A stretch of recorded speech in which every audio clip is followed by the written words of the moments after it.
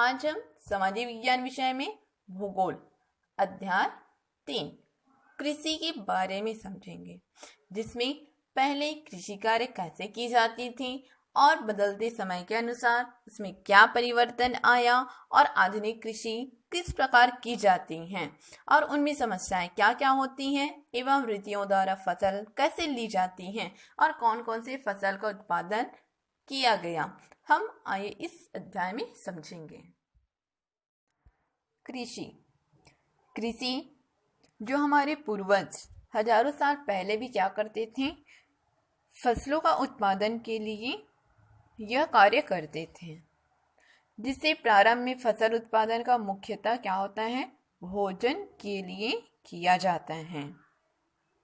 मनुष्य में कपास, जूट आदि फसल की तो खेती करने लगा, लेकिन जो समय बीतने के साथ साथ कृषि न केवल जीवन निर्वहन बल्कि व्यवसाय का भी रूप धारण कर लिया है और आज फसल जो उत्पादन है लगभग एक व्यवसाय बन चुका है। आपको पता ही होगा, इस कृषि क्षेत्र को क्या कर लिए हैं, व्यवसाय का रूप धारण कर लिए हैं। इस कारण किसान क्या करते हैं, उन्हें फसलों को प्राथमिकता देते हैं जिनमें अधिक लाभ मिलते हैं या अधिक लाभ मिल सके, और फसल उत्पादन में इन्हें व्यावसायिक दृष्टिकोण से क्या कर सकते हैं, बढ़ा सकते हैं और फसल उत्पादन के प्रतिरूप को काफी बदल भी सकते हैं, जिससे फसल उत्पादन के स्थान पर एवं समय दोनों को देखा जा सकता है। यह आप देख सकते हैं जो आधुनिक कृषि के रूप में दिखाई दे रहा है।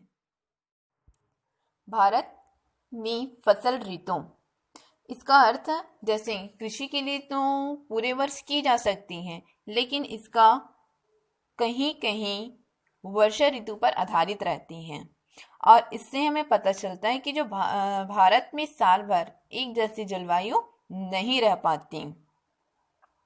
इस कारण यहाँ साल भर एक जैसी भी फसल नहीं उगाई जाती हैं।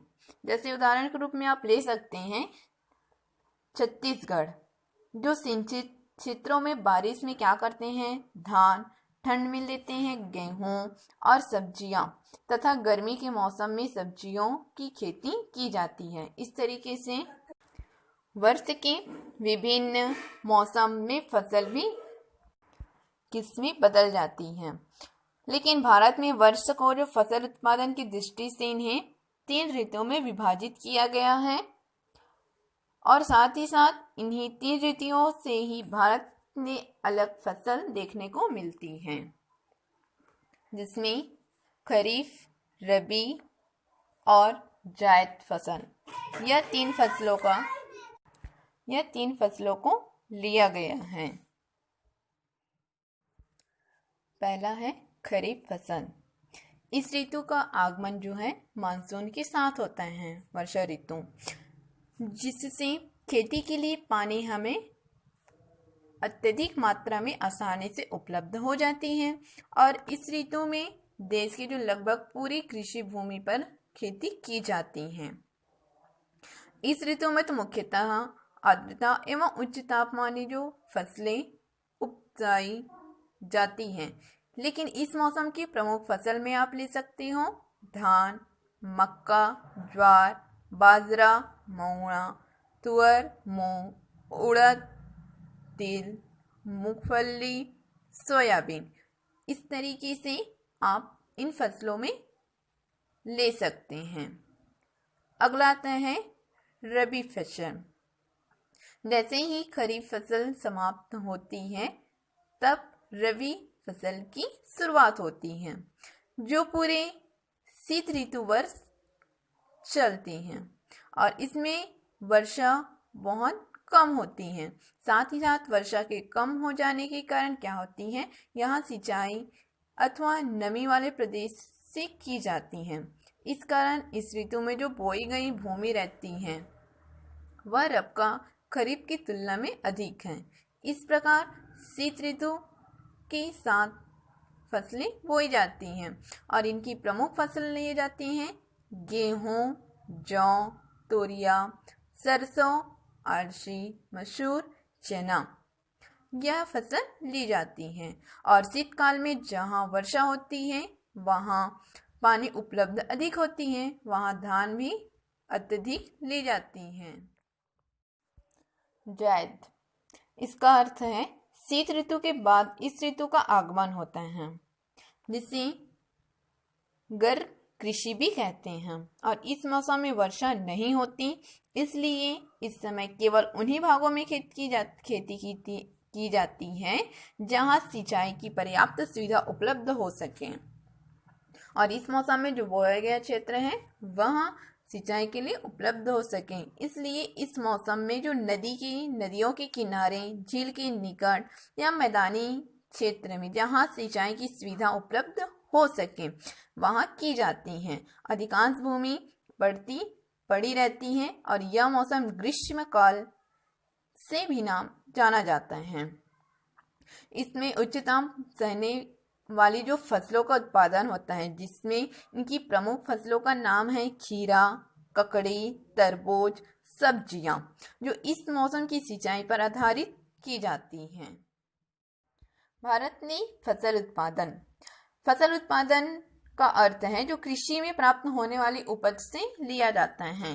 जो विगत वर्षों से क्या हो गया, कृषि उत्पादन में वृद्धि तो हुई है, साथ ही साथ जो कुल उत्पादन है 1950 से 51 में यह 51 मिलियन टन था, जो बढ़कर 2010-11 में यह 244 मिलियन टन हो गया है।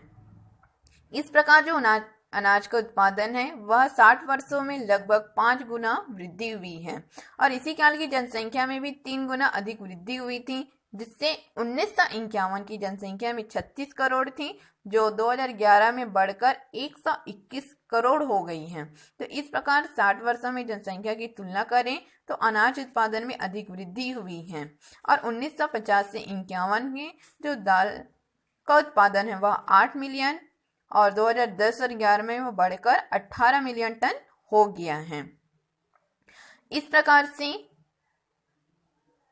इस काल में दाल का उत्पादन जो लगभग 2 गुना वृद्धि हुई है, जिससे 2010 के और 11 में वृद्धि हुई। और 1950 और 51 की तिलहन का उत्पादन 5 मिलियन टन था, जो 2010 और 11 में वह 32 मिलियन टन हो गया है। इस तरीके से वह 6 गुना अधिक बढ़ा। इस प्रकार हम देख सकते हैं कि दाल के उत्पादन में कम वृद्धि हुई थी।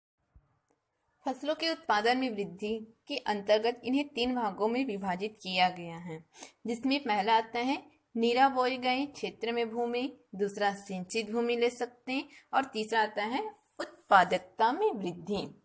जिसमें पहला आता है नीरा बोए गए क्षेत्र में वृद्धि। इसका अर्थ होता है जैसे बोए गए क्षेत्र जो रहते हैं और उस भूमि से जिस फसल को बोई जाती है, और यदि बोए गए क्षेत्रफल में वृद्धि हो जाए या उत्पादन में वृद्धि माना जाए तो भारत का क्षेत्रफल निश्चित है।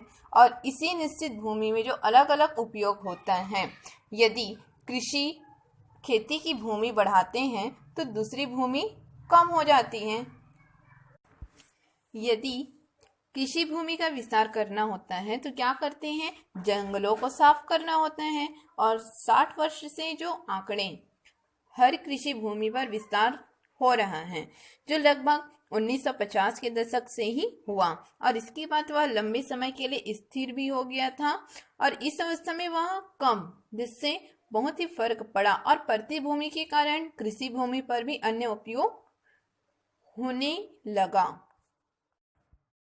तालिका 3.2 भारत में नीरा बोया गया क्षेत्र। इसमें एक तरफ वर्ष है और दूसरी तरफ है नीरा बोया गया क्षेत्र, जिसमें 1950 और 51 के दशक के अंतर्गत 119 मिलियन हेक्टेयर था, जो 1990 और 91 में वह 143 हुआ, और 2000 से 2001 में वह 141 मतलब कम हुआ, और उसके बाद 2010 से 11 के बीच वह 142 मिलियन हेक्टेयर इस तरीके से बोया गया था।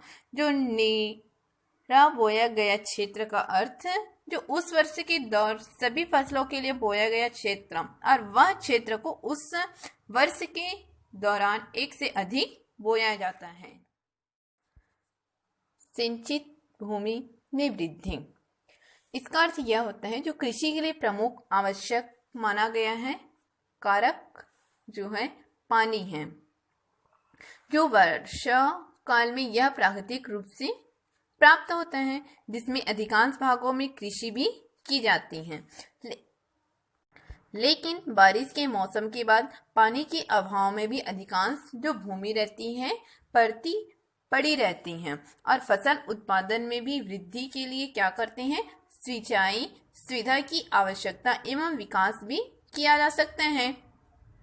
इस तरह से भूमि और वर्षा काल के बाद जो कृषि हुई संभव हो गई और इस तरीके से 1950 से 51 में देश में कुल 21 मिलियन हेक्टेयर भूमि की सिंचाई थी, जो 2010 से 11 इन में 3 गुना अधिक वृद्धि हुई, जो 64 मिलियन हेक्टेयर हो गई।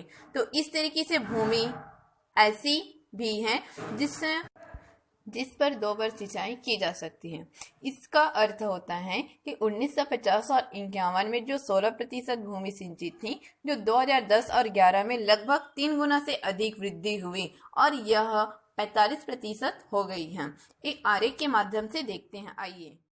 यह आरेख 3.2 जिसमें भारत के विभिन्न साधनों में सिंचाई मिलियन हेक्टेयर के रूप में दर्शाया गया है, जिसमें नीले कलर का जो दिया है वो है 1950 एवं 51 के दशक और जो लाल कलर में दिख रहा है वह 2010 और 11 के अंतर्गत हैं। तो इसमें यह है जो सिंचाई सुविधा के अनुसार से उत्पादन में वृद्धि हुई है और साथ ही साथ खेत में रबी और जायद मौसम के उत्पादों में विस्तार भी हुआ। इसके लिए आवश्यक था पानी, जिसमें पानी की आवश्यकता जो है बांध, नहर, भूमिगत जल से पूरी की जा सकती हैं। लेकिन भूमिगत जल जो है अत्यधिक उपयोग दोहन करने से यह इनका जो स्तर है नीचे चला गया और पंजाब एवं हरियाणा की जो भूमिगत जल है जो 4 से 6 मीटर नीचे चला गया था और यह नलकूप सूख गया। इस प्रकार जब भूमिगत जल पर अत्यधिक दोहन होता है तो एक दिन ऐसा भी आ जाएगा कि सारे नलकूप सूख जाएंगे। इसलिए यह आवश्यक है कि हम उतने ही जल का उपयोग करें जितना कि हमें आवश्यकता है। इस तरीके से ये आरेख में यह बताया गया है कि किस तरीके से उपयोग किया गया। उत्पादकता वृद्धि का आशय है कि जो उत्पादकता में सर्वाधिक वृद्धि हो, जैसे कि मानव ने प्रति हेक्टेयर उत्पादकता में वृद्धि का प्रयास किया, जिसमें एक सीमा तक वो क्या हो गए, सफल भी हो गए थे और देश में 1950 से 51 में गेहूं का उत्पादकता है वह 663 किलोग्राम प्रति हेक्टेयर थी, जो 2010 और 11 में बढ़कर 2938 किलोग्राम प्रति हेक्टेयर हो गई है। लेकिन इसी काल में मक्का का उत्पादन भी 547 किलोग्राम प्रति हेक्टेयर, जो 2540 किलोग्राम प्रति हेक्टेयर हो गई है। इस प्रकार देश में 1950-51 में दाल का उत्पादकता 441 किलोग्राम प्रति हेक्टेयर थी, जो 2010-11 में बढ़कर वो क्या हो गई, 6089 किलोग्राम प्रति हेक्टेयर हो गई है। इस तरीके से इनमें कुछ परिवर्तन हुआ और वृद्धि भी हुई थी। जैसे फसल के आरेख के माध्यम से जिसमें उत्पादकता किस प्रकार बढ़ी।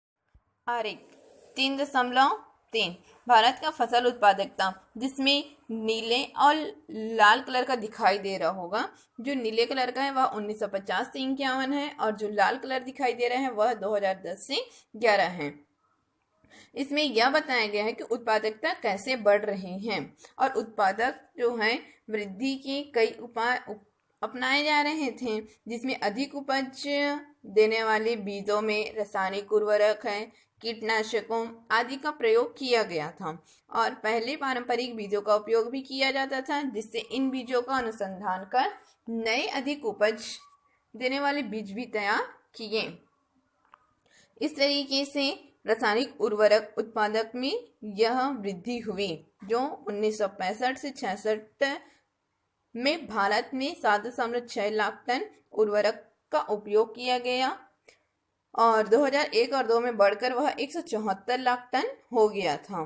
तो इस तरीके से इसमें जो दिया हुआ है धान, गेहूं, ज्वार, बाजरा, मक्का, दाल और तिलहन।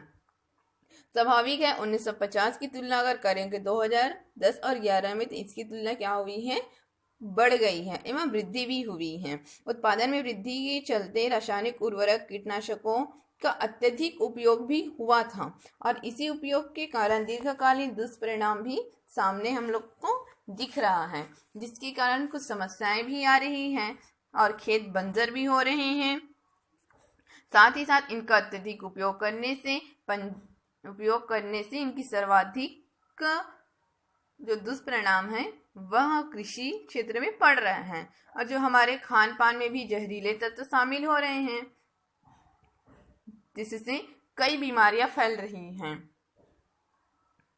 उन्नत बीज, रासायनिक उर्वरक, कीटनाशक काफी महंगे होते हैं और इन्हीं कारण उत्पादक लागत में भी काफी वृद्धि हुई थी, जिससे भारत में अधिकांश सीमांत किसान है जो महंगी उत्पादन लागत वहन करने में क्षमता नहीं थी और यदि महंगी उत्पादन लागत के द्वारा अगर फसल उत्पादन में निवेश करेंगे तो उन्हें प्राकृतिक प्रकोप या कीट आदि का भी भय है, जिससे उनके फसल नष्ट हो जाएंगे और किसानों के पास कुछ नहीं बचेगा।